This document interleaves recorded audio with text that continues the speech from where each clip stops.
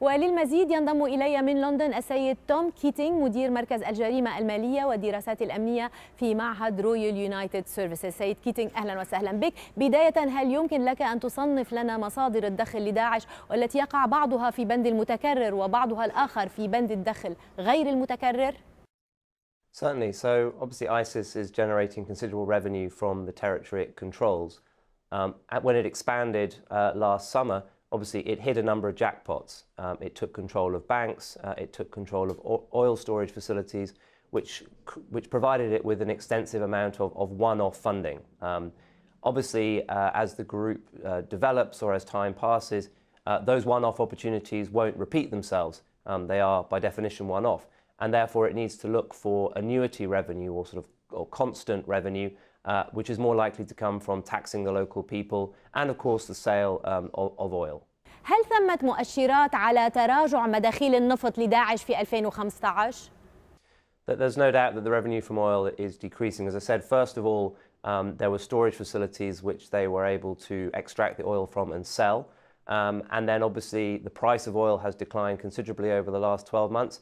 And then thirdly, the international community has been seeking to disrupt the amount of oil that ISIS is able to extract and to sell through airstrikes and through other efforts to stop oil crossing the border into, for example, Turkey. So without question, the amount of money that ISIS is making from oil has reduced, and indeed the Pentagon has recently commented that they believe that oil is no longer the main source of revenue for ISIS. بهذا المعنى في أي اتجاه تتحرك نسبة مصاريف المجموعة مقارنة بمداخيلها؟ So income is clearly declining, whether it's a reduction in oil or other possible revenue sources. And costs are increasing. So there have been unexpected costs, shall we say. The battle for Kobane will have cost a lot of money and lives, much more than I'm sure ISIS anticipated. So costs are clearly increasing for the group as income declines. I mean, the financial outlook for ISIS is not good. هل تتوقع مصاعب تتعلق بوفرة السيولة للمجموعة في 2015؟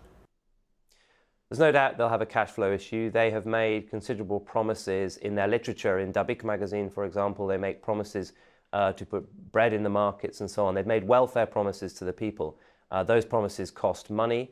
And inevitably, as their finances are restricted, like any government in the world, I think we will see austerity taking hold within ISIS-controlled areas, and therefore, inevitably, they will have to perhaps withdraw some of the services that they have been offering to the local people, and that is not going to bring them good favor with the local people. هل يمكن في الختام الاستنتاج بأن العام 2015 سيكون عاماً مالياً صعباً على تنظيم داعش؟ Without doubt, 2014 was a boom year for ISIS. 2015 will be as negative as 2014 was positive when it comes to the finances of the group. من لندن السيد توم كيتينغ مدير مركز الجريمة المالية والدراسات الأمنية في معهد رويال يونايتد سيرفيسز، شكرا جزيلا لك.